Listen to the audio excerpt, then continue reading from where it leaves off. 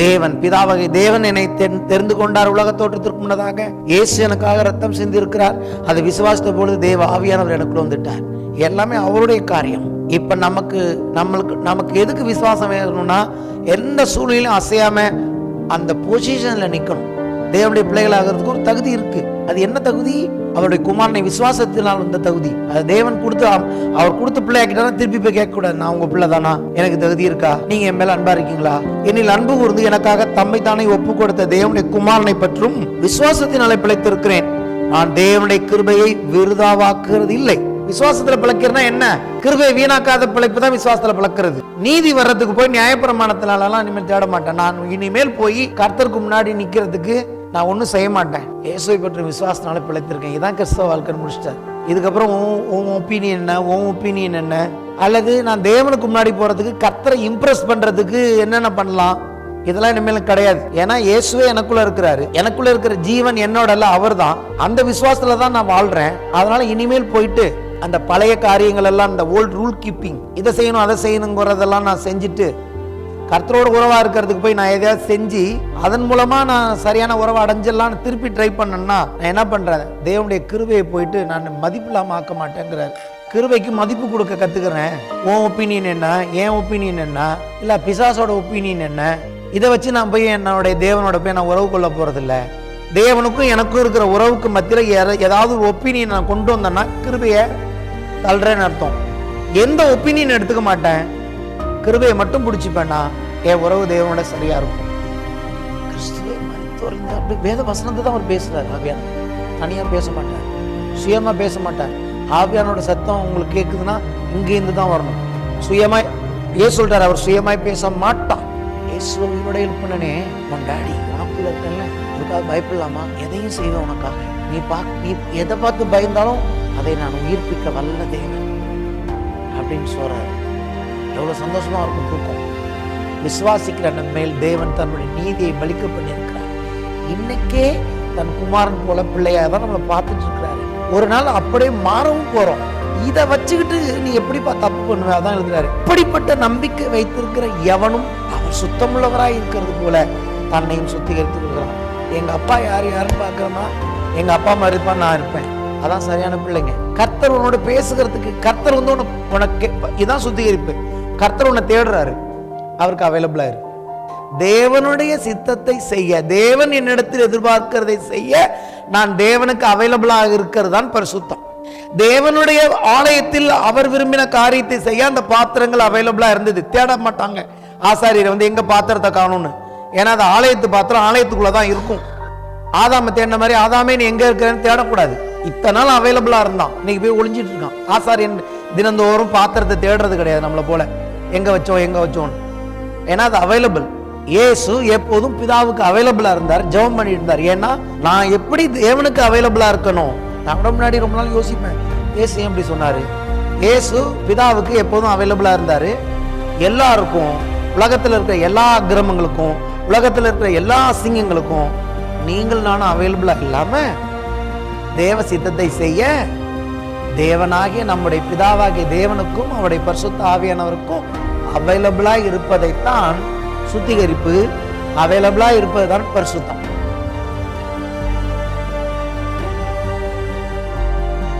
ஹல்லேலூயா. ஷலோம் ஷலோம். Nothing is missing, nothing is broken in our lives. In the name of our Lord Jesus the Christ. Amen. வாசிப்போம். ரோமருக்கு எழுதின நிருபம் 3ஆம் அதிகாரம் 22ஆம் வசனம். அது இயேசு கிறிஸ்துவை பற்றும் விசுவாசத்தினாலே பலிக்கும் தேவநீதியே. விசுவாசிக்கிற எவர்களுக்குள்ளும் எவர்கள் மேலும் அது பலிக்கும், வித்தியாசமே இல்லை. வசனத்தை இவ்வளோ நாள் எவ்வளோ நம்ம புரிஞ்சுக்கிட்டோம் அப்படின்னு எனக்கு தெரியாது. இப்போ நம்ம விசுவாசத்தை குறித்து இந்த முறை கவனித்து வருகிறோம். அதன் அடிப்படையில் இதுக்குள்ளே இருக்கிற அற்புதமான காரியங்களை நான் வெளிக்கொண்டு வர விரும்புகிறேன்.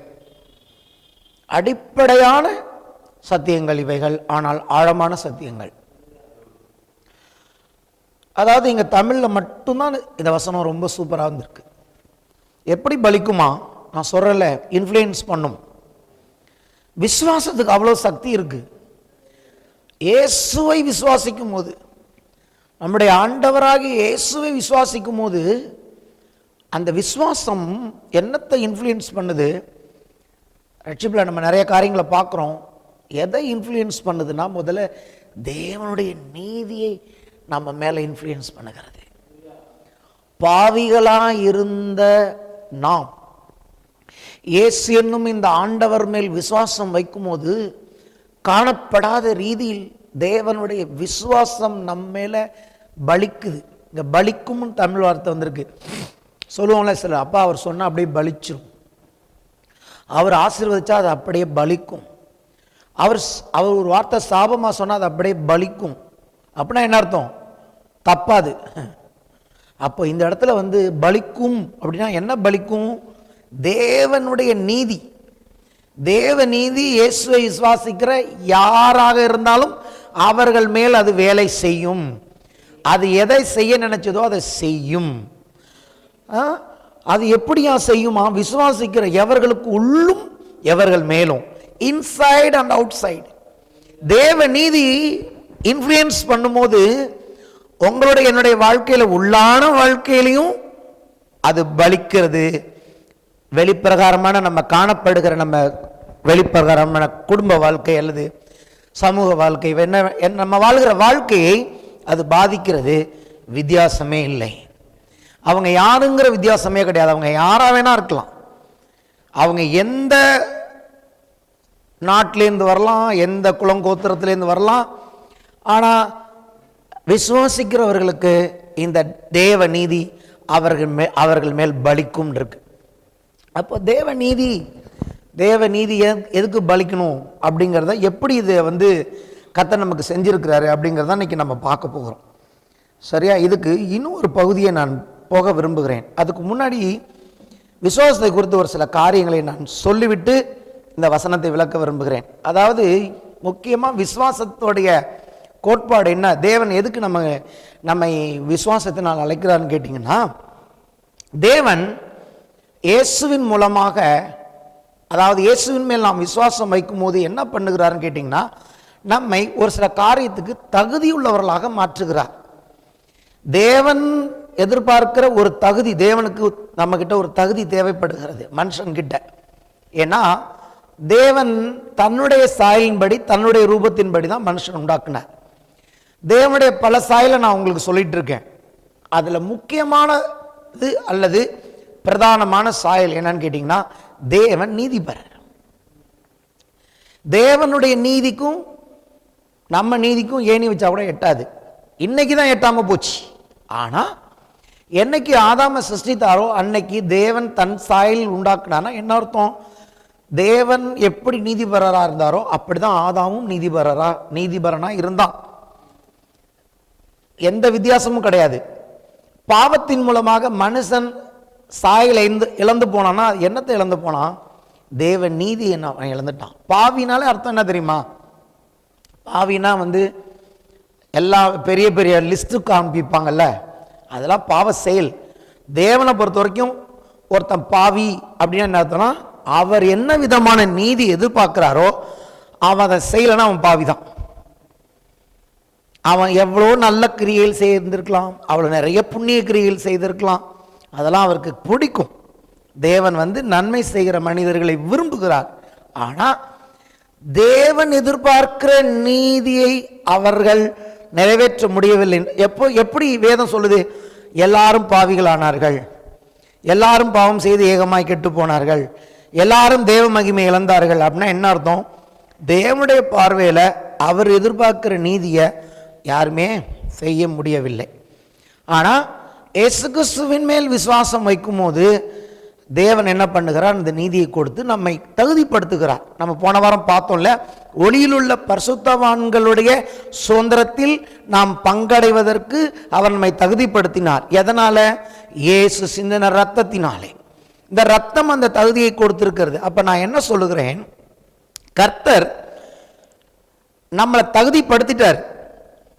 சில சுதந்திரங்களை நம்ம அனுபவிப்பதற்கு நம்மளை தகுதிப்படுத்திட்டார். அப்ப நம்ம எதுல கவனம் வைக்கணும்னா, தகுதியின் மேல கவனம் வைக்க கூடாது, பொசிஷன் மேல நம்ம கவனம் வைக்கணும். தகுதிப்படுத்தி ஒரு பொசிஷனுக்கு கொண்டுட்டு வரார். பாவியாக இருக்கிற நம்மை நீதிமான் என்ற தகுதியை கொடுத்து, நீதிமான் மாத்திரமல்ல நீ என்னுடைய பிள்ளை என்று சொல்லி, அதை நம்ம பிள்ளையாய் நம்மளை தகுதிப்படுத்தி என்னுடைய சுதந்திரத்துக்கு நீ வான்னு சொல்லும் போது, இப்போ மறுபடியும் நீதிக்கு இங்கே இடம் இல்லை, பொசிஷனுக்கு இடம். நாம் தேவன் எந்த பொசிஷனுக்கு, எந்த அந்த பொசிஷனுக்கு என்ன எந்த அந்த பாக்கியத்துக்கு நம்மை அழைத்திருக்கிறாரோ. ஒரு உதாரணம், பிள்ளை என்பது ஒரு பொசிஷன். அங்கே பிள்ளை என்ற ஸ்தானம், கரெக்ட், ஸ்தானம், பொசிஷன் ஸ்தானம், அப்பதான் சொல்றது கரெக்டான வார்த்தை, ஸ்தானம். எந்த ஸ்தானத்துக்கு தேவன் என்னை தகுதிப்படுத்தி இருக்கிறாரோ அந்த ஸ்தானத்தில் நான் நிற்க தேவன் என்னை அழைக்கிறார். அந்த ஸ்தானத்தில் நின்று தேவனுடைய ஆசீர்வாதங்களை நான் அனுபவிப்பதற்கு எனக்கு தேவை விசுவாசம். ஹல்லேலூயா. இப்போ இயேசுவை விசுவாசிக்கும் போது நமக்கு தகுதி தேவனை கொடுத்துறார். இப்போ இனிமேல் போய் நான் தகுதி உள்ளவனா தகுதி இல்லாதவனா அப்படின்னு போயிட்டு அங்கே நின்றுட்டு இருக்கக்கூடாது. இப்போ தேவன் கொடுத்த அந்த பொசிஷனில் பிள்ளைன்னு கூப்பிட்டாருன்னா பிள்ளையா கடைசி வரைக்கும் நிற்கணும். பிள்ளையாய் என்னை தகுதிப்படுத்தி விட்டார். அவர் மேல் விசுவாசம் வைத்தவர்கள் எத்தனை பேர்களோ அத்தனை பேர்களும் பிள்ளைகளாக முடியாது, அவர்களுக்கு அதிகாரம் கொடுத்துட்டார். பொசிஷனுக்கான அதிகாரம், அத்தாரிட்டியை கொடுத்துட்டார். இப்போ நம்ம கிறிஸ்தவ ஜீவியம் என்ன, சபையின் போதனை என்னன்னா, எப்படி நான் இந்த பொசிஷனில் சரியாய் நின்று விசுவாசத்தினால் நின்று தேவனுடைய ஆசீர்வாதங்களை என் வாழ்க்கையில் அனுபவிக்க போகிறேன். ஆசீர்வாதங்கள் வரும்பொழுது பிசாசு எங்க நம்மளை டார்கெட் வைக்கிறானா, உனக்கு தகுதி இல்லை, இன்னும் சில காரியங்களை நீ சரியான பிறகுதான் கர்த்தர் உனக்கு பிள்ளைகளை கொடுப்பாரு, உனக்கு உனக்கு நீ தகுதி இல்லாதனால தான் நீ இப்படி கஷ்டப்படுற, இன்னும் நீ உன்னை தகுதிப்படுத்திக்கணும். அப்படிங்கும் போது நமக்கு தெரிந்திருக்க வேண்டிய சத்தியம், தகுதி என்னுடைய செயல்களினால் உண்டாவதல்ல, அவர் கிருபையினால் அதை கொடுத்திருக்கிறார். நான் விசுவாசிக்கு அழைக்கப்பட்டிருக்கிறேன். ஒவ்வொரு தேவனுடைய பிள்ளையின் பேர் விசுவாசி. அப்படிதான் நம்ம சொல்றோம், பிலீவர்ஸ். அப்ப நம்மளுடைய வேலை விசுவாசத்தில் உறுதியாய் நின்று அந்த பொசிஷனில் நாம் சரியாய் நிற்க வேண்டும். எவ்வளோ அவன் சேரை பிடிச்சி நம்மளை இழுத்தாலும் நம்ம சேரை விடக்கூடாது. என்ன சேர் அது? நான் தேவனுடைய பிள்ளை என்கிற சேர். ஆமேன். எந்த காரணத்தை கொண்டும் அந்த சேரை நம்ம விட்டுறக்கூடாது. அதை நாம் உறுதியாய் பற்றி பிடித்து வாழ்க்கையில் முன்னேறி போக தேவன் நம்ம அழைக்கிறார். இதை குறித்து ஆண்டவர் சொல்லிக் கொடுத்த காரியங்களை உங்களோடு பகிர்ந்து கொள்ள போகிறேன். தேவ நீதி விசுவாசத்தினால் நம்ம மேல் தேவ நீதி பலிக்குது இல்லையா? இந்த தேவ நீதிக்கு இயேசு என்ன செய்திருக்கிறார்? நான் 2 வாரமாக சொல்லிட்டு இருக்கேன், சொல்கிறேன்னு அதுக்கு டைம் இல்லாமல் போயிடுச்சு. ஸோ இன்னைக்கு நேரடியாக நான் அங்கே போயிடுறேன், அங்கே போகிறேன். ஏன்னா இது நமக்கு ரொம்ப அற்புதமான காரியங்களை செய்ய போகிறது வாழ்க்கையில். ஹல்லேலூயா. ரோமர் 8ஆம் அதிகாரம் ஆக்சுவலாக 1 முதல் 9 வசனங்களை வாசிக்கணும். நான் இப்போ என்ன பண்ண போகிறேன், முதல் 2 வசனங்கள் மட்டும் வாசிக்க போகிறேன். ஆனபடினால் கிறிஸ்து இயேசுக்கு உட்பட்டவர்களாயிருந்து மாம்சத்தின்படி நடவாமல் ஆவியின்படி நடக்கிறவர்களுக்கு ஆக்கினை தீர்ப்பு இல்லை. ஆக்கினை தீர்ப்புனா முதல்ல என்ன? நான் பாவிங்கிறது ஆக்கினை தீர்ப்பு. நான் கர்த்தருக்கு முன்னாடி வந்து கர்த்தருடைய ஆசீர்வாதங்களை பெற்றுக்கொள்ள எனக்கு தகுதி இல்லை, நான் பாவி, நான் குற்றவாளி, நான் இதை செஞ்சிட்டேன் அதை செஞ்சிட்டேன், அதனால தேவன்கிட்ட போகிறதுக்கு எனக்கு என்ன கிடையாது, தகுதி கிடையாது. அது மட்டும் இல்லை, தேவன் ஒரு நாள் வந்து நியாய தீர்ப்பு கொடுக்க போகிறார். அன்னைக்கு நான் நியாய தீர்ப்பை அடைந்து விடுவேன். இது பேர் தான் ஆக்கினை தீர்ப்பு. ஆக்கினை தீர்ப்புன்னு ஒரு வார்த்தையில் சொல்லிட முடியாது. ஒன்று, நான் பாவி, 2வது நான் நீதிமான் இல்லை, நான் தேவன்கிட்ட போக முடியாது, தேவன் என்னை மன்னிக்க மாட்டார், தேவன் என்னை ஆசீர்வதிக்க முடியாது. அதையும் தாண்டி ஒரு நாள் வருகிறது, தேவன் என்னை நியாயம் தீர்க்கும் பொழுது நான் குற்றவாளியாக காணப்படுவேன். இதன் பெயர் தான் ஆக்கினை தீர்ப்பு. சரி, அடுத்து, கிறிஸ்து இயேசுவினாலே ஜீவனுடைய ஆவியின் பிரமாணம் என்னை பாவம் மரணம் என்பவர்களின் பிரமாணத்திலிருந்து விடுதலை ஆக்கிற்றே. என்ன விசுவாசிக்கு நடந்திருக்குன்னு எழுதுறாரு. அது எப்படி? நீல் மாம்சத்தினாலே பலவீனமாயிருந்த நியாயப்பிரமாணம் செய்யக்கூடாததை தேவனே செய்யும்படிக்கு தம்முடைய குமாரனை பாவ மாம்சத்தின் சாயலாகவும், சாயல் பற்றி தானே பேசிட்டு இருக்கோம், பாவ மாம்சத்தின் சாயலாகவும் பாவத்தை போக்கும் பலியாகவும் அனுப்பி மாம்சத்திலே பாவத்தை ஆக்கினைக்குள்ளாக தீர்த்தார். அங்க சொன்னாரு ஆக்கினை தீர்ப்பு இல்லை. ஏன் நமக்கு ஆக்கினை தீர்ப்பு இல்லைன்னா, பாவத்துக்கு ஒரு ஆக்கினை தேவன் உண்டாக்கி இருக்கிறார். இது எப்படிங்கிறது தான் நான் எளிமையாக விளக்க விரும்புகிறேன். சரி, இப்போ நியாயப்பிரமாணம் இருக்கு இல்லையா? நியாயப்பிரமாணம் என்பது என்ன? நியாயப்பிரமாணம் என்பது எழுத்தின் பிரமாணம்னு சொல்லலாம். தேவன் எழுதி கொடுத்த பிரமாணம். ஹல்லேலூயா. எத்தனை பேருக்கு புரியுது? தொடர்ந்து கவனிச்சே வரணும், சீரியஸாக அங்கே எங்கே பார்க்கக்கூடாது. நியாயப்பிரமாணம் என்பது எழுத்தின் பிரமாணம். அந்த எழுத்தின் பிரமாணத்தில் தேவன் என்ன சொன்னார்னா, நீ இதெல்லாம் செய்யணும். ஏன்னா தேவன் நீதிபரர். தேவன் எதிர்பார்க்கும் நீதியை நிறைவேற்ற தேவன் கொடுத்த பிரமாணம். அப்படி நீ இதெல்லாம் செஞ்சினா உனக்கு ஆசீர்வாதம், அப்படி நீ செய்யலைன்னா சாபம். சாபம் மட்டுமல்ல, அந்த நீதி தவறுனா பாவம் ஆயிடும். பாவத்தின் சம்பளம் மரணம். அப்போ நியாயப்பிரமாணங்கிறது எழுத்தின் பிரமாணம். அந்த எழுத்தின் பிரமாணத்தில் என்ன சொன்னுச்சுன்னா, பாவத்தின் சம்பளம் மரணம். இதுதான் நியாயப்பிரமாணம். சரி, அப்போ நியாயப்பிரமாணத்தை எதுக்கு தேவன் கொடுக்கிறாருன்னா, இந்தந்த செயல்களை நீ செய்து என்னை பிரியப்படுத்த வேண்டும். இதையெல்லாம் நீ செஞ்சினா நான் உன் மேல் அன்பா இருப்பேன், நீ தகுதியுள்ளவனா இருப்பேன். ஏதாவது ஒரு பகுதியில் நீ தவறிட்டீன்னா, ஏதாவது ஒரு பகுதியில் நீ அதை செய்ய தவறிட்டினா, அதுக்கு பதில் என்ன செய்யணும்? மரணம் வரக்கூடாதுன்னா என்ன செய்யணும்? பலி செலுத்தணும். ஏன்னா அந்த பலி இன்னொரு மரணமாய் மாறுகிறது. நீ பலி செலுத்தணும். அப்படி இதுதான் நியாயப்பிரமாணம். அப்போ நான் என்ன பண்ணுகிறேன்? நான் எந்த பகுதியில் தேவனுக்கு விரோதமாக செஞ்சிட்டேன்னு என் மனசாட்சி உறுத்துதோ, என் மனசாட்சி என்னை குற்றப்படுத்துகிறோம், நான் என்ன பண்ணுகிறேன்? அதற்காக போய் தேவனுடைய எதிர்பார்ப்பை நிறைவேற்றுவதற்கு நான் பலி செலுத்துகிறேன்.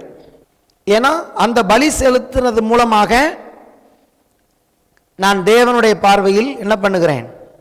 குற்றமற்றவனாக மாறி ஆசீர்வாதத்துக்கு நான் தகுதியுள்ளவனாக மாறுகிறேன். சரி, அப்படி பலி செலுத்தி கொண்டே வருகிறார்கள்.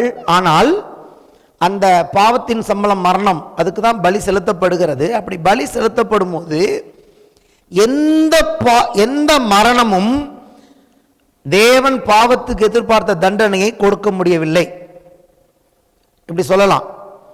ஏன்னு கேட்டீங்கன்னா, எந்த ஒரு பாவத்துக்கு பதிலாக செலுத்தப்பட்டது ஆடு மாடு காளைகள், இதோடைய மரணங்கள் தான் அங்கே போயிட்டு இருந்தது. ஆனால் பாவம் செய்தது யாரு? மனுஷன். மனுஷனுடைய மீறுதலின் தண்டனையை ஆடு மாடுகளுடைய பலிகள் என்ன பண்ணல? தேவனை சமாதானப்படுத்த முடியவில்லை. அதாவது தேவன் எதிர்பார்த்த அந்த தேவனுடைய கோபத்தை அவைகள் சாந்தப்படுத்தல, தேவனை அமைதிப்படுத்தவில்லை. பலி செலுத்தினா என்ன ஆகணும்? தேவன் அமைதியாகணும், தேவன் சமாதானம் அடையணும்.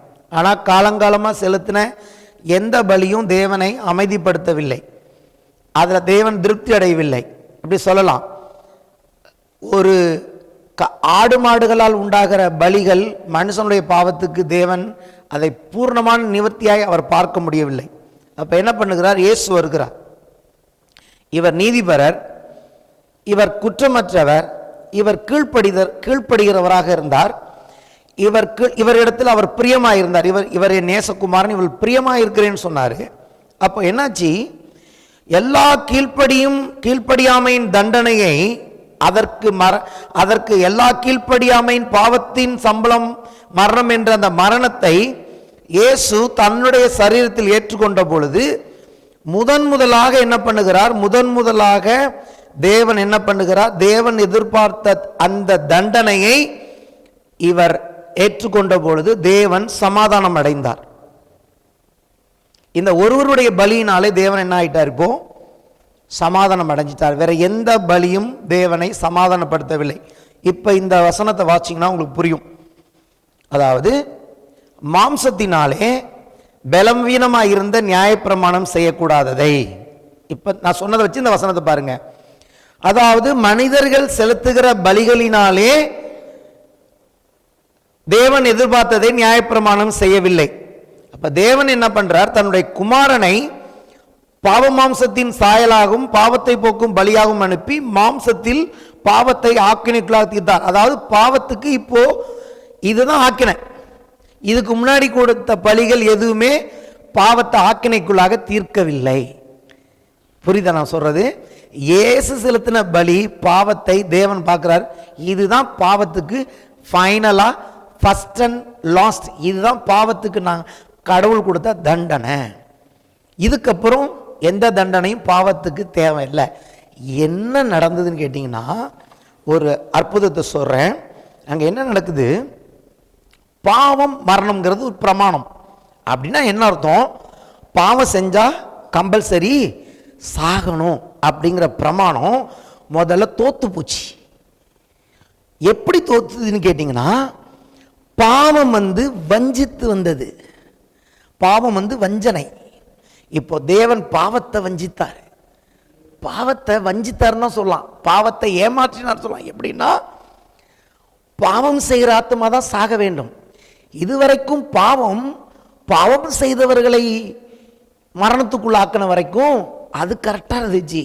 என்னைக்கு பாவமே இல்லாத ஒருத்தரை, பாவ மாம்சத்தின் சாயலாக வந்தவரை, இது தப்பான ஒரு ஆள் மேலே மரணத்துக்கு அவரை உட்படுத்தினபடினாலே இப்போ அந்த பிரமாணம் தோற்று போனது. ஹல்லேலூயா. இதுவரைக்கும் பாவம் வஞ்சித்தது, தேவன் தன் குமாரன் மூலமாக பாவத்தை வஞ்சித்து பாவத்தை ஆக்கினைக்குள்ளாக தீர்த்தார். ஹல்லேலூயா. ஒரு முறை தோற்றால் தோற்றது தான். ஒரு முறை பாவம், அந்த பிரமாணம் ஒரு முறை தோத்துச்சுன்னா அதுக்கப்புறம் அது கிடையாது. இப்ப இயேசு கிறிஸ்துவின் மூலமாக இப்ப பாருங்க, நான் சொல்ற புரியும். ஆனபடியினால இயேசு கிறிஸ்துக்கு உட்பட்டவர்களாக இருந்து மாம்சத்தின்படி நடவாமல் ஆவியின்படி நடக்கிறவர்களுக்கு ஆக்கினை தீர்ப்பு இல்லை. என்ன தெரியுமா இதோட அர்த்தம்? மாம்சத்தின்படி நடவாமல் என்ன அர்த்தம் தெரியுமா? தேவனை பிரியப்படுத்த என்னுடைய விருப்பத்தின்படி நடவாமல், நியாயப்பிரமாணத்தின்படி நடவாமல், என்னுடைய விருப்பத்தின்படி நடவாமல், ஆவியின்படி நடக்கிறவர்கள் என்ன? விசுவாசத்தினால் நடக்கிறவர்கள். இயேசு இதை கரெக்டா செஞ்சிட்டார் என்ற அந்த விசுவாசத்தினால் நடக்கிறவர்களுக்கு ஆக்கினை தீர்ப்பு இல்லை. இப்ப பாவத்துக்கு ஆக்கினை தீர்ப்பு இல்லைன்னு சொல்லல, விசுவாசிக்கிறவர்களுக்கு ஆக்கினை தீர்ப்பு இல்லை. What a great truth! கிறிஸ்து இயேசுவினாலே ஜீவனுடைய ஆவியின் பிரமாணம் என்னை பாவம் மரணம் என்ற பிரமாணத்திலிருந்து விடுதலை ஆயிற்றே. ஆவியின் பிரமாணம் வர இடத்துலாம் சொல்லணும். என்ன? இயேசு அதை கேன்சல் பண்ணி இருக்கிறார் அப்படிங்கிற பிரமாணம். அது எப்படி எனில் இப்ப புரியும். மாம்சத்தினாலே பலவீனமாக இருந்த நியாயப்பிரமாணம் செய்யக்கூடாததை தேவனை செய்யும்படிக்கு தம்முடைய குமாரனை பாவ மாம்சத்தின் சாயலாகவும் பாவத்தை போக்கும் பலியாக அனுப்பி மாம்சத்தை பாவத்தில் ஆக்கினைக்குள்ளாக தீர்த்தார். பாவத்துக்கே ஆக்கினை தீர்ப்பு உண்டாயிடுச்சுன்னா அது எப்படி? நான் பாவம் செஞ்சா எப்படி எனக்கு ஆக்கின தீர்ப்பு உண்டாகும்? தேவன் திருப்பி திருப்பி தண்டிக்கிறவருக்கு கிடையாது, அவர் நியாயாதிபதி. அப்போ நான் பாவம் செய்துட்டு அமைதியாக இருக்கலாமா? அதுக்கு கடைசியாக வரேன், அது அப்புறம் பார்ப்போம். இப்போதைக்கு எனக்கு நான் பாவம் செய்தாலுமே எனக்கு ஆக்கினை தீர்ப்பு இல்லை. அங்கே வந்துடுவோம் முதல்ல. அதுதான் வேதம். பொய் சொல்லக்கூடாது. ஏன்னா ரட்சிக்கப்பட்ட யாரும் எந்த பாவமே செய்யலையா? செயலன்னு சொன்னாதான் பொய். மாம்சத்தின்படி நடவாமல் ஆவியின்படி நடக்கிற நம்மிடத்தில், அதாவது இயேசு இதை செய்தார் என்று விசுவாசிக்கிற நம்மிடத்தில், தேவனை பிரியப்படுத்த இனி நான் ஒன்று செய்ய வேண்டியதில்லை, இயேசு அதை செய்து முடித்து விட்டார் என்று விசுவாசிக்கிற நம்மிடத்தில் நியாயப்பிரமாணத்தின் நீதி நிறைவேறும்படிக்க அப்படி செய்தார். அன்றைய மாம்சத்தின்படி நடக்கிறவர்கள் மாம்சத்துக்குரியவைகளை சிந்திக்கிறார்கள். நான் தேவனுக்கு எப்படி பிரியமாக நடக்க வேண்டும் என்பதை குறித்து அவர்கள் சிந்திக்கிறார்கள். ஆவியின்படி நடக்கிறவர்கள், விசுவாசத்தின்படி நடக்கிறவர்கள் இயேசு செய்தவைகளே சிந்திக்கிறார்கள். மாம்ச சிந்தை மரணம். இல்லை, நான் கர்த்தருக்கு முன்னாடி ஏதாவது செஞ்சுன்னு போனா திருப்பி நியாயப்பிரமாணத்தின்படி வாழணும்னு பார்த்தா அங்கே மரணம் தான் கிடைக்கும். ஆவியின் சிந்தையோ கிறிஸ்து எனக்காக செய்தார் என்பதையே நினைத்து கொண்டிருக்கிற எனக்கு என்னுடைய சிந்தைக்கு ஜீவனும் சமாதானமும், லைஃப் அண்ட் பீஸ். இப்படி இருக்கிறவங்க எப்படி பாவம் செய்வாங்க? ஹல்லேலூயா. முதல்ல ஒரு காரியத்தை நம்ம டீல் பண்ணணும்னா அது எப்படி தோத்துதுன்னு தெரிஞ்சிருக்கணும். இயேசு எப்படி முற்றும் ஜெயங்கொள்ளுகள் எப்படின்னா, இயேசு எப்படி ஜெயிச்சிருக்கிறாருங்கிறத புரிந்து கொள்ளுதலினாலே, the revelation knowledge brings the victory. ஹல்லேலூயா. இல்லாட்டி கிறிஸ்தவர்களுக்கு தோல்விதான். எப்படி என்றால், ஒரு வார்த்தையும் புரியும். எப்படி என்றால், மாம்ச சிந்தை தேவனுக்கு விரோதமான பகை. அதாவது நான் எப்படியாவது இதெல்லாம் நிறைவேற்றுறேன்னு சொன்னப்ப அன்னைக்கு எப்படி இருந்தாங்க? அவர்கள் பகையாக தான் இருந்தார்கள். தேவனுக்காக நான் எதையாவது செய்ய வேண்டும், செய்து அவருடைய ஆசீர்வாதங்களை பெற வேண்டும் நினைக்கிறது தேவனுக்கு விரோதமான பகை. ஏன்னா அது தேவனுடைய நியாயப்பிரமாணத்துக்கு கீழ்ப்படியாமலும் கீழ்ப்படியக்கூடாமலும் இருக்கிறது. முடியலையே, எல்லாத்தையும் பர்ஃபெக்டா செய்யணும்னு பார்த்தா முடியலையே. திருப்பி திருப்பி அதை தேவனுக்கு பகைங்கனா மாத்திருதே, ஆசீர்வாதத்துக்குரியவனா மாத்தல. மாம்ச சிந்தை தேவனுக்கு விரோதமான பகையாக மாறுகிறது. ஏன்னா அது நியாயப்பிரமாணத்தை அது நிறைவேற்ற முடியாது. ஆவியின் சிந்தை விசுவாசம் என்ன பண்ணுகிறது? இயேசு எனக்காக இதை செய்திருக்கிறபடி விசுவாசிக்கிறபடினாலே என்னை தேவனுக்கு பிரியமுள்ளவனாய் மாற்றுகிறது. தேவன் யார் மேல பிரியமா இருக்கிறாரு? தன் குமாரனை விசுவாசிக்கிறவங்க தான் பிரியமா இருக்கிறாரு. விசுவாசம் இல்லாமல் தேவனுக்கு பிரியமா இருப்பது கூடாத காரியம். இதை எல்லாத்துக்கும் அப்ளை பண்ணணும். உடம்பு சரியில்லை, எப்படி விசுவாசிக்க போறோம்? இயேசு தானே எல்லாத்தையும் என் பாவம் என்னுடைய அக்கிரமங்களை சுமந்து நோய்களை சுகமாக்கி இருக்கிறார். இயேசு என் வியாதிகளை சுமந்தார். அவர் குமாரன் மேல் வைக்கும் விசுவாசம் தேவனை பிரியப்படுத்துகிறது. பண பிரச்சனை இல்லை, இயேசு எனக்காக கல்வாரி சிலுவையில் தரித்திரமானாரே, என்னை ஐஸ்வர்யவனாய் மாற்றும்படி விசுவாசிக்கிறவர்களுக்கு ஐஸ்வர்யத்தை கர்த்தர் கொடுப்பார். எங்க சுத்தினாலும் நம்முடைய ஃபோக்கஸ் அவர் குமாரன் மேல் விசுவாசம் வைக்கும் போது தேவனை பிரியப்படுத்துகிறது. எப்படி என்றால், மாம்சத்துக்கு உட்பட்டவர்கள் தேவனுக்கு பிரியமாய் இருக்க மாட்டார்கள். கர்த்தர் என்னை ஆசீர்வதிக்கிறதுக்கு எனக்கு தகுதி இல்லை, கர்த்தர் என்னை ஆசீர்வதிக்கிறதுக்கு எனக்கு தகுதி இல்லை, அவர்கள் தேவனுக்கு பிரியமாக நடக்க மாட்டாங்க. ஒன்றில் தவறுனா எல்லாத்திலும் தவறிட்டு போயிட்டே தான் இருப்பாங்க. தொடர்ந்து நிறைய பாவம் பண்ணுவாங்க. கர்த்தருக்கு என் மேலே பிரியம் இல்லை, என்னை ஆசீர்வதிக்கலன்னு தெரிஞ்சு போச்சு. இப்போ என்கிட்ட ஒருத்தவங்க பலவரவங்களுக்கு தெரிஞ்சு போச்சு, இவர் இனிமேல் நம்மளை சட்டை பண்ண மாட்டார், இவர் கதையை முடிச்சிட்டார் அப்படின்னா, அதுக்கப்புறம் அவங்க என்ன முடிவு பண்ணிட்டாங்க, அதுக்கப்புறம் இன்னும் நிறைய எனக்கு விரோதமாக தான் பண்ணிட்டு போயிட்டே இருப்பாங்க. இப்போ பாருங்க, அற்புதமாக இருக்குது. எனக்கு இந்த வசனத்தை வாசிக்க சந்தோஷமாக இருக்குது. தேவனுடைய ஆவி உங்களில் வாசமாயிருந்தால், இப்போ பரிசுத்த ஆவியினுடைய பார்த்து வருகிறது. தேவனுடைய ஆவி உங்களில் வாசமாயிருந்தால் நீங்கள் மாம்சத்துக்கு உட்பட்டவர்களாயிராமல் ஆவிக்கு உட்பட்டவர்களாக இருப்பீர்கள். அதாவது என்ன, எப்படி இந்த ஆவியானவர் உள்ள வந்தாரு? ஏசு எனக்காக பர்ஃபெக்டா செஞ்சு என்ன தேவனுடைய ஆலயமா மாத்தினதுனால தானே உள்ள வந்தாரு. எனக்குள்ள ஒரு ஆவியானவர் வந்திருக்கிறாருங்கிறது என்ன அர்த்தம்? தேவன் என்னை தகுதிப்படுத்தி பிள்ளை ஆக்கிட்டாருன்னு அர்த்தம். ஆகவே தான் ஆவியார் நாம் தேவனுடைய பிள்ளைகள் ஆயிருக்கிறோம்னு அப்பப்போ சாட்சி கொடுத்துட்டே இருக்கிறாரு. அப்போ நான் எப்படி நடக்க போறேன்? ஆவிக்குட்பட்டவனா இருக்கிறேன். இப்போ ஆவிக்குட்பட்டவனா நம்ம நினைச்சிட்டு இருக்கோம் அந்நிய பாஷை பேசி ஆவியில் நிரம்புகிற. நல்லது, அப்படித்தான் இருக்கணும் தேவனுடைய பிள்ளைகள். கர்த்தருடைய பிள்ளைகள் ஆவில் நிரம்பி அந்நிய பாஷை பேசுறது ஸ்தோத்திரம். ஆனா சிந்தையில இது வைக்கலன்னா சண்டேவோட போயிடும் அந்த ஆவிக்குரிய வாழ்க்கை. மண்டே டு சாட்டர்டே மாம்சத்துக்குரிய வாழ்க்கை நாங்களாம் வாழ்ந்துருக்கோம். சண்டேயில் அப்படியே உருண்டு பிறண்டு பெந்தகோஸ்தே அனுபவத்தில் இருந்துட்டு Monday to Saturday fully sinful life, தவறான வாழ்க்கை. ஆனால் எப்படி திருப்பி திருப்பி தேவன் ஏற்றுக்கிட்டாருன்னு இப்போ தான் புரியுது. நமக்கு புரியாமல் இருந்தாலும் நம்ம பிரமாணத்துக்குள்ளே இருக்கோம். என்ன பிரமாணம்? பாவ மரணத்துக்குள்ளே இல்லை என் பிள்ளைங்கிறதுனால தேவன் புரிஞ்சுக்கட்டும், என் பிள்ளை புரிஞ்சுக்கட்டும், என் பிள்ளை சபை புரிஞ்சுக்கட்டும் காத்துக்கிட்டு இருக்கிறாரு. வெற்றியுள்ள கிறிஸ்தவ ஜீவியம் வாழ வேண்டும் என்று சொன்னால் பரிசுத்தமான வாழ்வுன்னா முதல்ல இந்த பிரமாணத்தின் சத்தியங்களை புரிஞ்சுக்கிட்டா பரிசுத்தமாக வாழ்றது ஒரு பெரிய பிரச்சனையே கிடையாது. ஹல்லேலூயா. தேவ ஆவியானவர் இருந்தாலே நீங்கள் மாம்சத்துக்கு உட்பட்டவர்களாயிராமல் ஆவிக்குட்பட்டவர்களாயிருப்பீர்கள். கிறிஸ்துவின் ஆவி இல்லாதவன் அவருடையவன் அல்ல. நீ தேவனுடையவரே கிடையாதுங்கிறாரு. அப்பனா இது நெகட்டிவ் எடுத்துக்கூடாது. தேவ ஆவியா இருக்கிறதுனால நீ தேவனுடைய பிள்ளை இல்லாமல் இருக்கவே முடியாது. தேவ ஆவியானவனுக்குள்ள இருந்தா நீ தேவனுடைய பிள்ளை தான். அதனால தான் சொல்றேன், இவன் தேவனுடைய பிள்ளையா இல்லையாங்கிற அங்கீகாரத்தை கொடுக்கிறவர் ஆவியானவர். புற ஜாதியாகிய பழி பரிசுத்த ஆவியினாலே அங்கீகரிக்கப்பட்டிருக்கிறது. ஒரு மனுஷன் ஒரு மனுஷி அவளை தேவன் அங்கீகரித்திருக்கிறார் என்பதற்கு அடையாளம் என்னன்னா அவன் சர்ச்சுக்குள்ள இருக்கிறனால இல்ல, அவனுக்குள்ள ஆவியானவர் இருந்தால், அவளுக்குள்ள ஆவியானவர் இருந்தால் அவன் தேவனுடைய பிள்ளையாய் தேவனுடைய மகனாய் அங்கீகரிக்கப்பட்டவன். தேவன் அங்கீகரித்ததை நாமும் அங்கீகரிக்க வேண்டும்.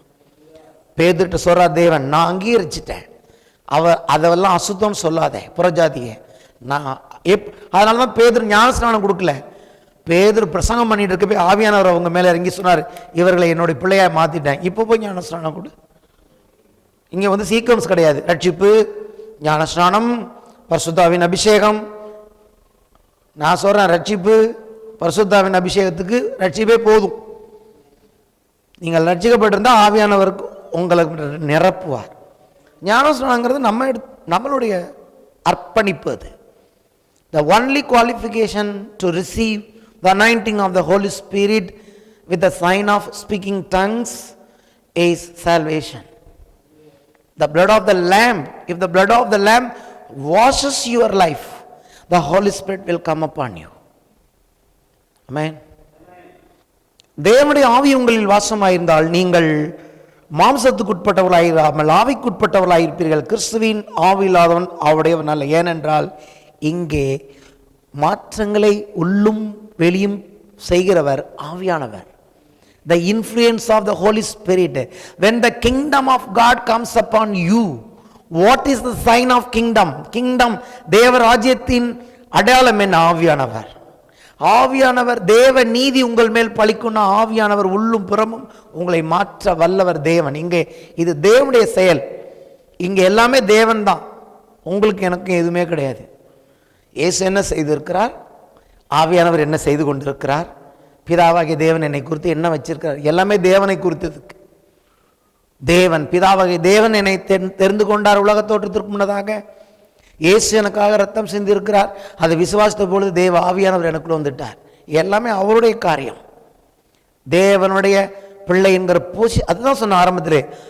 இப்போ நமக்கு எதுக்கு விசுவாசம் வேணும்னா, எந்த சூழ்நிலையும் அசையாம அந்த பொசிஷனில் நிற்கணும். ஹல்லேலூயா. பிள்ளையாகிறதுக்கு ஒரு தகுதி வேணும் தான். எல்லாரையும் பிள்ளைங்கன்னு சொல்ல முடியாது. தேவனுடைய பிள்ளைகள் ஆகிறதுக்கு ஒரு தகுதி இருக்கு. அது என்ன தகுதி? அவருடைய குமாரனை விசுவாசத்தினால் வந்த தகுதி. அது தேவன் கொடுத்து, அவர் கொடுத்து பிள்ளையாக்கிட்டானா திருப்பி போய் கேட்கக்கூடாது, நான் உங்கள் பிள்ளை தானா, எனக்கு தகுதி இருக்கா, நீங்கள் என் மேலே அன்பாக இருக்கீங்களா. நான்லாம் எத்தனை வருஷத்தை இழந்துட்டேன், அறிவு இல்லாமல், விசுவாசம் இல்லாமல் இல்லை, அறிவு இல்லாமல். நல்ல அறிவு வேணும், நல்ல ஞானம் வேணும். அறிவு ஞானம் இருந்ததுன்னா வாழ்க்கையில் சீக்கிரமாக மேலே போயிடலாம். தேவனுடைய பிள்ளைகள், கர்த்தர் நம்மை ஆசீர்வதித்திருக்கிறார். கர்த்தர் நம்மை ஆசீர்வதிக்கிற தேவன். இதுக்கு சரியான உதாரணத்தை காட்ட விரும்புகிறேன். கலாத்தியர் 2ஆம் அதிகாரம் 20 முதல் 21 வசனங்கள். கிறிஸ்துவனுடைய கூட சிலுவையில் அறையப்பட்டேன், ஆயினும் பிழைத்திருக்கிறேன். இனி நான் அல்ல, கிறிஸ்துவை எனக்குள் பிழைத்திருக்கிறார். நான் இப்பொழுது மாம்சத்தில் பிழைத்திருக்கிறதோ, என்னில் அன்பு கூர்ந்து எனக்காக தம்மை தானே ஒப்பு கொடுத்த தேவனுடைய குமாரனை பற்றும் விசுவாசத்தினாலே பிழைத்திருக்கிறேன். நான் தேவனுடைய கிருபையை விருதாவாக்குகிறது இல்லை. நீதியானது நியாயப்பிரமாணத்திலே வருமானால் கிறிஸ்து மரித்தது வீணாயிருக்குமே. இதனுடைய அர்த்தம் என்ன தெரியுமா? சிம்பிளா சொல்லி முடிக்க விரும்புகிறேன். கிறிஸ்து என்னைக்கு சிலுவையில் அறையப்பட்டாரோ, தேவன் அவருடைய பாவ மாம்சத்தின் சாயலாக பாவத்தை அவருடைய சரீரத்தில் ஆக்கினைக்குள்ளாக தீர்க்கப்பட்டாரோ, விசுவாசத்தில் நான் அங்கு அறையப்பட்டு இருக்கிறேன். இயேசு சிலுவையில் மறிக்கணுங்கிற அவசியம் இல்லை, அறையப்பட்ட எனக்காக தான், எனக்கு பதிலாக அவர் மரித்தார். அப்போ இவர் என்ன பண்ணுறார், என்ன தன்னை அங்கே அவரோட இணைச்சிக்கிறார். நம்ம ஒவ்வொருவரும் அங்கே இணைக்கப்பட்டோம். இப்போ நான் பிழைச்சிருக்கிறேன்ல, இது நான் கிடையாது, கிறிஸ்து தான் எனக்குள்ளே பிழைச்சிருக்கிறார். எங்கே கொண்டு போயிட்டார் பாருங்க. நான் கிடையாது, நாட் ஐ, கிரைஸ்ட். இதுதான் ஆவிக்குரிய சிந்தனை. ஆனால் நான் இப்போ இந்த சரீரத்தில் இருக்கிறது எதுக்குன்னு கேட்டிங்கன்னா, எப்படி பிழைச்சிருக்கிறேன்னா, என்னில் அன்பு கூர்ந்து எனக்காக தம்மை தானே சிலுவையில் ஒப்பு கொடுத்த அவரை பற்றும் விசுவாசத்தினாலே பிழைத்திருக்கிறேன். எப்படி விசுவாசத்தினால் பிழைச்சிருக்கேன்? இதான். இனிமேல் போய் நான் தேவனுடைய கிருபையை அதோட தொடர்ச்சி முக்கியம். நான் தேவன் கிருபையை போய் இனிமேல் வீணாக்க மாட்டேன். விசுவாசத்தில் பிழைக்கிறதுனா என்ன? கிருபையை வீணாக்காத பிழைப்பு தான் விசுவாசத்தில் பிழைக்கிறது. நீதி வர்றதுக்கு போய் நியாயப்பிரமாணத்தினாலலாம் இனிமேல் தேட மாட்டேன். நான் இனிமேல் போய் கர்த்தருக்கு முன்னாடி நிற்கிறதுக்கு நான் ஒன்றும் செய்ய மாட்டேன். இயேசுவை பற்றி விசுவாசத்தினால பிழைத்திருக்கேன். இதுதான் கிறிஸ்தவ வாழ்க்கைன்னு முடிச்சிட்டார். அதுக்கு ஒரு சில மொழிபெயர்ப்புகளில் நான் எடுத்த சில நல்ல வார்த்தைகளை மட்டும் உங்களுக்கு சொல்ல விரும்புகிறேன். My new life is empowered by the faith of the Son of God who loves me so much that he gave himself for me, dispensing his life into my life. என்னுடைய இந்த புதிய வாழ்க்கையை அவரை பற்றும் விசுவாசத்தினாலே அந்த புதிய வாழ்க்கை எனக்கு என்ன பண்ணுகிறது, எம்பவர் பண்ணப்படுகிறது அப்படின்னு எழுதுறார். இன்னொரு டிரான்ஸ்லேஷனில் வர்றது தமிழில் டைரெக்டாக தமிழ்லேயே சொல்லிடுறேன். அதாவது என்னென்னு கேட்டிங்கன்னா, இனிமேல் நான் உங்கள் ஒப்பீனியனுக்கெலாம் நான் பயப்படுறது இல்லைங்கிறார். இதுக்கப்புறம் உன் ஒப்பீனியன் என்ன, உன் ஒப்பீனியன் என்ன, அல்லது நான் தேவனுக்கு முன்னாடி போகிறதுக்கு கர்த்தரை இம்ப்ரெஸ் பண்ணுறதுக்கு என்னென்ன பண்ணலாம், இதெல்லாம் இனிமேல் கிடையாது. ஏன்னா இயேசுவே எனக்குள்ளே இருக்கிறாரு, எனக்குள்ளே இருக்கிற ஜீவன் என்னோட அல்ல, அவர் தான். அந்த விசுவாசத்தில் தான் நான் வாழ்கிறேன். அதனால் இனிமேல் போயிட்டு அந்த பழைய காரியங்கள் எல்லாம், இந்த ஓல்டு ரூல் கீப்பிங், இதை செய்யணும் அதை செய்யணுங்கிறதெல்லாம் நான் செஞ்சுட்டு என்னோட தேவனோட எனக்கு இருக்கிற உறவுக்கு இனிமேல் போய் நான் எதையுமே இப்படிப்பட்ட காரியங்கள் என்ன பண்ண மாட்டேன், செய்ய மாட்டேன். அப்படி செஞ்சு கர்த்தரோட உறவாக இருக்கிறதுக்கு போய் நான் எதையாவது செஞ்சு அதன் மூலமாக நான் சரியான உறவை அடைஞ்சிடலான்னு திருப்பி ட்ரை பண்ணேன்னா நான் என்ன பண்ணுறேன், தேவனுடைய கிருபையை போயிட்டு நான் மதிப்பு இல்லாமல் ஆக்க மாட்டேங்கிறார். கிருபைக்கு மதிப்பு கொடுக்க கற்றுக்கிறேன். உன் ஒப்பீனியன் என்ன, என் ஒப்பீனியன் என்ன, இல்லை பிசாசோட ஒப்பீனியன் என்ன, இதை வச்சு நான் போய் என்னுடைய தேவனோட போய் நான் உறவு கொள்ள போகிறதில்ல. எந்த ஒப்பீனியனை, ஒரு ஒப்பீனியனை நான் எடுத்துட்டேன், தேவனுக்கும் எனக்கும் இருக்கிற உறவுக்கு மத்தியில் ஏதாவது ஒரு ஒப்பீனியன் நான் கொண்டு வந்தேன்னா கிருபையை தள்ளுறேன்னு அர்த்தம். எந்த ஒப்பீனியன் எடுத்துக்க மாட்டேன், கிருபையை மட்டும் பிடிச்சிப்பேன்னா என் உறவு தேவனோட சரியாக இருக்கும். கடைசியாக ஒரு காரியத்தையும் சொல்ல முடிக்கிறேன், இவ்வளோ காரியங்களை தேவன் செஞ்சுருக்கிறாரு. சாயலை மாற்றிட்டு இருக்காரு, அதை பண்ணுறாரு, இதை பண்ணுறாரு. விசுவாசம் இவ்வளோ காரியங்களை, அற்புதமான புதைந்திருக்கிற காரியங்களை ஒன்லி பிலீவ், இயேசு மேல் விசுவாசம் இவ்வளோ காரியத்தை எனக்கு கொடுக்கும்போது கர்த்தரோட எவ்வளோ ஒரு நல்ல ஆழமான ஒரு உறவு இருக்கும். ஆமென். கிறிஸ்துவே மரித்தோர்லேருந்து அப்படி வேத வசனத்தை தான் அவர் பேசுகிறார். ஆவியானவர் தனியாக பேச மாட்டார், சுயமாக பேச மாட்டார். ஆவியானோட சத்தம் உங்களுக்கு கேட்குதுன்னா இங்கேருந்து தான் வரணும். சுயமாய் ஏன் சொல்கிறார், அவர் சுயமாய் பேச மாட்டார், வசனத்தை தான் அவர் சொல்கிறார். ஏசு உயிரோட எழுப்பினே, உன் டாடி உனக்குள்ளே இருக்கல, இதுக்காக பயப்படலாமா, எதையும் செய்வேன் உனக்காக, நீ எதை பார்த்து பயந்தாலும் அதை நான் உயிர்ப்பிக்க வல்ல தேவன் அப்படின்னு சொல்கிறாரு. எவ்வளோ சந்தோஷமாக இருக்கும் தூக்கம். இப்போ நம்ம பார்ப்போம், இதை மட்டும் வாசித்து முடிப்போம். 1 யோவான் 3ஆம் அதிகாரம் 1 முதல் 3 வசனங்கள். நாம் தேவனுடைய பிள்ளைகள் என்று அழைக்கப்படுவதினாலே பிதாவானவர் நமக்கு பாராட்டின அன்பு எவ்வளவு பெரிதென்று பாருங்கள். உலகம் அவரை அறியாதபடினாலே நம்மையும் அறியவில்லை. பிரியமானவர்களே, இப்பொழுது நாம் தேவனுடைய பிள்ளைகளாக இருக்கிறோம், இனி எவ்விதமாக இருப்போம் என்று இன்னும் வெளிப்படவில்லை. ஆயிலும் அவர் வெளிப்படும் பொழுது அவர் இருக்கிற வண்ணமாகவே, அதான் சொன்ன சாயல் தேவன் தன்னுடைய சாயலின்படி தன்னுடைய ரூபத்தின்படி சிருஷ்டித்தார் இருக்கா. இப்போ நம்ம என்ன நியாயப்பிரமாணத்தில் என்ன சொன்னார், என் சாயலுக்கு ஒப்பா ஒன்றும் செய்யாதன்னார். ஏன்னா என் சாயல் நீ பார்த்ததில்லை, அது உன் சாயலும் கிடையாது அப்படின்னு சொல்கிறாரு. கடைசியாக கொண்டது எங்கே சொல்கிறாருன்னா, இயேசு வரும்போது ஃபைனல் க்ளோரி என்னவா போகுது, இயேசு எப்படி சாட்சாத் இருக்கிறாரோ அப்படியே நம்மளையும் மாற்றி விடுவாராம். இதுக்காக அவர் என்ன செய்திருக்கிறார், விசுவாசிக்கிற நம்ம மேல் தேவன் தன்னுடைய நீதியை பலிக்க பண்ணியிருக்கிறார். இன்னைக்கே தன் குமாரன் போல பிள்ளையாக தான் நம்மளை பார்த்துட்டு இருக்கிறாரு. ஒரு நாள் அப்படியே மாறவும் போகிறோம். இதை வச்சுக்கிட்டு நீ எப்படிப்பா தப்பு பண்ணுவே, அதான் எழுதுறாரு. அவருக்கு இப்படிப்பட்ட நம்பிக்கை வைத்திருக்கிற எவனும் எவளும் அவர் சுத்தமுள்ளவராக இருக்கிறது போல தன்னையும் சுத்திகரித்துக் கொள்கிறான். எங்கள் அப்பா யாருன்னு பார்க்குறோமா, எங்கள் அப்பா மாதிரி இருப்பான், நான் இருப்பேன், அதான் சரியான பிள்ளைங்க. இந்த சுத்திகரித்து கொள்ளுகிறான் அப்படின்னா என்னன்னு சொல்ற விரும்புகிறேன். அதையும் இன்னைக்கு சொல்லிடுறேன் ஒரு வெளிப்பாட்டை. சுத்திகரிச்சுக்கிறனா என்ன அப்படின்னு, சுத்திகரிச்சுக்கிறனா என்னன்னு தெரியுமா உங்களுக்கு? பழைய ஏற்பாட்டில் தேவன் சில பாத்திரங்களை தன்னுடைய ஆலயத்தில் தனக்கென்று சுத்திகரித்து வைத்துக் கொள்வார். அப்படின்னா those vessels will not be available for common purpose. பரிசுத்தம்னா அதுதான் தேவன் எனக்கு கடைசியாக சொன்னது. எல்லாருக்கும் நீ அவைலபிளாக இருக்காத அப்படின்னா என்ன அர்த்தம், மனுஷங்களுக்கு யாருக்கும் அவைலபிளாக இருக்காதுன்னு அர்த்தம் இல்லை. சிலர் பார்க்கவே முடியாது, அவைலபிளே கிடையாது, அவங்களை இங்கே சீக்கிரம் பார்த்துட முடியாது. அந்த மாதிரி என்ன சொல்லலை தேவன். நீ எல்லாருக்கும் அவைலபிளா இருக்காதன்னு. தேவையில்லாதவர்களுக்கு அவைலபிளா இருக்காத, சண்டைக்கு வருகிறவர்களுக்கு அவைலபிளா இருக்காத, தப்பான டயலாக்கும் கூட பேசுகிறவர்களுக்கு அவைலபிளா இருக்காத, பாவத்துக்கு அவைலபிளா இருக்காத, தப்பான வீடியோஸ்க்கு அவைலபிளா இருக்காத, நாய்களுக்கு அவைலபிளா இருக்காத, தேவனுடைய பிள்ளைகளுக்கு அவைலபிளா இரு, தேவனுக்கு அவைலபிளா இரு. கர்த்தர் உன்னோட பேசுகிறதுக்கு, கர்த்தர் வந்து உனக்கு இதான் சுத்திகரிப்பு.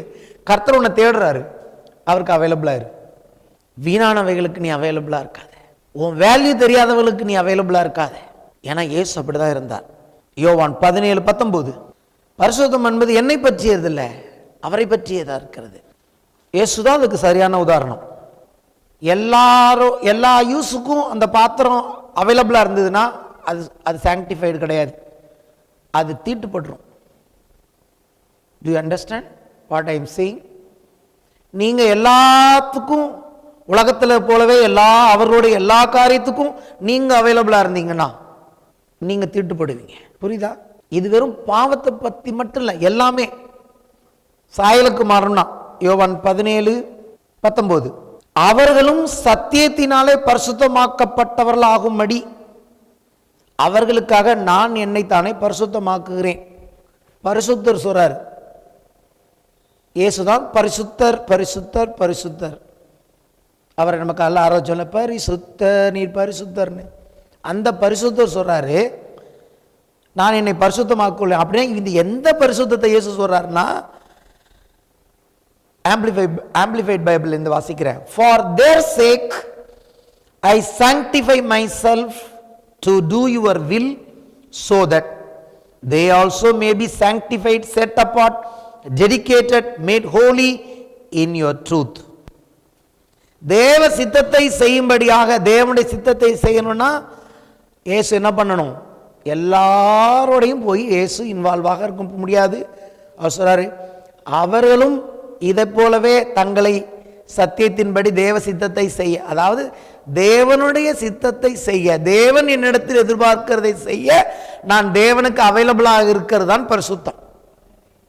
தேவனுடைய ஆலயத்தில் அவர் விரும்பின காரியத்தை செய்ய அந்த பாத்திரங்கள் அவைலபிளா இருந்தது. தேட மாட்டாங்க ஆசாரியரை வந்து எங்க பாத்திரத்தை காணும்னு. ஏன்னா அது ஆலயத்து பாத்திரம் ஆலயத்துக்குள்ளதான் இருக்கும். ஆதாம தேடின மாதிரி ஆதாமே நீ எங்க இருக்கிறேன்னு தேடக்கூடாது. இத்தனை நாள் அவைலபிளா இருந்தான், இன்னைக்கு போய் ஒளிஞ்சிட்டு இருக்கான். அந்த பாத்திரம் ஆலயத்தில் இருந்ததுன்னா அது தெரியும், இது தேவனுக்கு இங்கே தான் வச்சிருக்கிறேன்னு. ஆசாரியன் தினந்தோறும் பாத்திரத்தை தேடுறது கிடையாது நம்மளை போல, எங்கே வச்சோன்னு. ஏன்னா அது அவைலபிள். இயேசு எப்போதும் பிதாவுக்கு அவைலபிளாக இருந்தார், ஜெபம் பண்ணிட்டு இருந்தார். ஏன்னா நான் எப்படி தேவனுக்கு அவைலபிளாக இருக்கணும். நான் கூட முன்னாடி ரொம்ப நாள் யோசிப்பேன், இயேசு ஏன் இப்படி சொன்னார், என்னை நானே பரிசுத்தமாக்குவேன். எப்படி இயேசுக்கு என்னத்துக்கு பரிசுத்தம்? புரிஞ்சுக்கிறது தான் இதுதான் பரிசுத்தம். இயேசு பிதாவுக்கு எப்போதும் அவைலபிளாக இருந்தார். அதே விதமாக சீசர்களுக்கும் உதாரணத்தை காண்பிச்சு போனார். இன்னைக்கு உங்களுக்கும் எனக்கும் சொல்றாரு என்னன்னா, அவரை போல நாம் மாறப்போகிறோம்.